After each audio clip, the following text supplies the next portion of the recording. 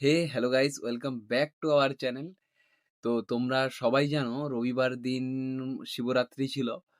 আর আজকে সোমবার, সোমবারের বিকেল ৫টা অব্দিও শিবরাত্রি কিন্তু ছিল। ঠিক আছে? শিবরাত্রি নয়, ওই যে তিথিটায় ছিল।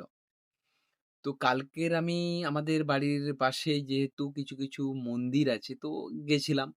আমার ২ টো বন্ধুর সঙ্গে গেছিলাম, ওদের সঙ্গে ঘোরাঘুরি করে ফিরে এলাম। কিন্তু তোমাদেরকে একটা ইন্টারেস্টিং জিনিস আমি আজকে বলব। সেটা হলো কালকের আমি গেছিলাম বলেছিলাম। তো আজকের আমি গেছিলাম। বলেছি যে আজকে কখন থেকে কখন তিথিটা আছে। কেন বললাম সেটা আমি বলছি। তো আমাদের এখানে কিছু লোক আছে যারা ওই জোগাড়ের কাজ করে বা কোনো কিছু একটা করে থাকে। কিন্তু তাদের মাথায় সুন্দর একটা বুদ্ধি দেখো। এই সময় কি চলছে? মহাশিবরাত্রি চলছে। শিবরাত্রির দুটো দিন চলছে। মানে বুঝতে পারছো? তো তারা কি করেছে? লোকের বাড়ি থেকে কিছু ডাব কেটেছে। হ্যাঁ? আর কেটে কি করেছে? ওই যেখানে মন্দিরগুলো আছে ওখানে ভ্যানে করে ওই যে ভ্যানগুলো আগে ছিল, ওই ভ্যানে করে পুরো ভ্যানটা ভর্তি করে নিয়ে গেছে। ঠিক আছে? ওই ডাবগুলো নিয়ে গেছে।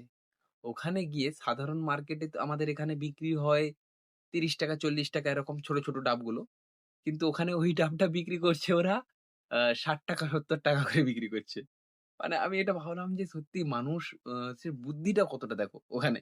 যে ওখানে একটা এরকম হচ্ছে যে ওখান থেকে একটা বিজনেস করা যাবে। মানে তাই আমি তখন থেকে ভাবছিলাম যে এটা একটা মানে একটা ভালো জিনিস যেটা মানুষ সাধারণত করতে চায় না যে ঠিক আছে ওখানে ছেড়ে দে কি করবে। কিন্তু দেখা যাবে যে ওখান থেকে ওই মানুষটা সারাদিনে যা ইনকাম করত, ও ওই যে হাফ বেলার জন্য যে গেছিল তার থেকে ডবল ইনকাম করে নিয়েছে। এজন্য মানুষ যদি ঠিকঠাক করে ভাবে বা ঠিকঠাক করে যদি প্রসেস করতে পারে যেকোনো জিনিসকে, তাহলে কিন্তু ওখান থেকে তুমি টাকা কামাতেই পারো ইজিলি।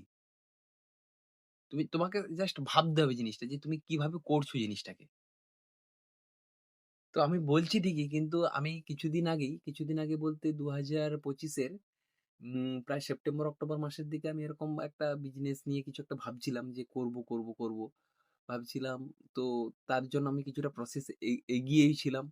আমার কিছু জিনিস যেগুলো বের করা উচিত ছিল যেমন জিএসটি, তারপর ট্রেড লাইসেন্স এগুলো আমি করেছিলাম। আর একটা জিনিস তোমাদেরকে দেখাচ্ছি। সেটা হলো এই জিনিসটা। এই জিনিসটা দেখতে পাচ্ছ?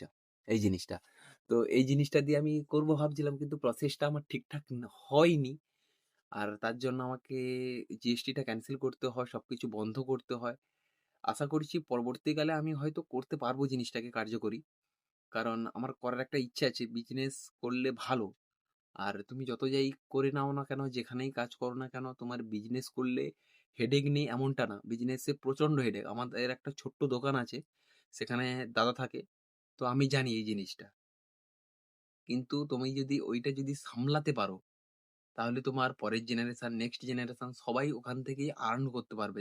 যেমন দেখো, তোম কারোর বাবা যদি মাস্টার হয় বা টিউশনি পড়ায়, তাহলে তার ছেলেকে আবার কি করতে হবে? তার ছেলেকে আবার কষ্ট করতে হবে। কষ্ট করে কি করতে হবে? হয় তাকে কোনো টিচিং লাইনে প্রফেশনে আসতে হবে। না হলে কোনো পিএইচডি করে কোনো একটা জায়গায় কাজ করতে হবে। ঠিক আছে? কিন্তু তাকে 0 থেকে আবার শুরু করতে হবে। ধরে নাও কারোর বাবা বিজনেসম্যান। বড় মাপের বিজনেসম্যান। ঠিক আছে? আমাদের এখানে কিছু ছেলে আছে বড় মাপের না হলে মোটামুটি তারা বিজনেসম্যান। তাদের আর্নিং মান্থলি ১,০০,০০০, ১,৫০,০০০ করে আছে। তো তাদের কিন্তু কোনো হেডেক নেই বস।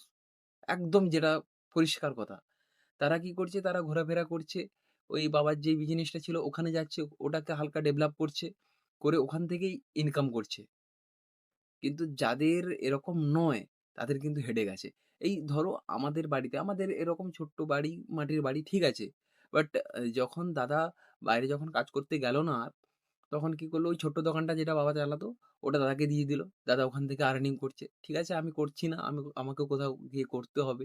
এইজন্য আমার মাথায় এইটাই খেলে যে ভাই যদি একটা ছোট্টখাট্ট যদি বিজনেস তুমি যদি গ্রো করতে পারো কোনদিন না, তাহলে সেটা শুধু তুমি না, তোমার নেক্সট জেনারেশন সেও যদি ভালো করে চালাতে পারে, তার নেক্সট জেনারেশন পুরো চলে আসবে এটা।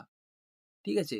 ওই যে লেগেসি না বলে না? ওরকম ভাবে যেমন বিরাট কোহলি সবাইকে স্লেজিং করতো। স্লেজিং না, যাকে করতো ঠিকই করতো। ওরকমই জিনিসটা। এখন যারা ইয়াংস্টার হয়েছে মানে যারা ক্রিকেটে এসছে, তারাও ঐরকম করছে। কারণ কি এটা লেগেসি। কেউ আটকাতে পারবে না তাদেরকে। ঠিক আছে? তো তোমাদের সঙ্গে এইসব কথাগুলো বলতে আমার ভালো লাগে। হ্যাঁ? আর সত্যি কথা বলতে কি তোমাদের সঙ্গে যখন ক্যামেরার সামনেই আছি আমার তখন মানে আমার নিজের মন থেকে আনন্দ লাগে বলে আমি হাসি। না হলে অন্যান্য সময় যদি আমাকে কেউ যদি সামনাসামনি দেখে না আমি এত হাসিও না। খুব কম হাসি। আর এখানেই হাসছি আমি। তো ঠিক আছে আজকের মতো এই পর্যন্তই। দেখা হচ্ছে তোমাদের সঙ্গে নেক্সট ভিডিওতে। বারবার বলি কিন্তু কেউ দেখে না। ঠিক আছে? Tata, bye, by.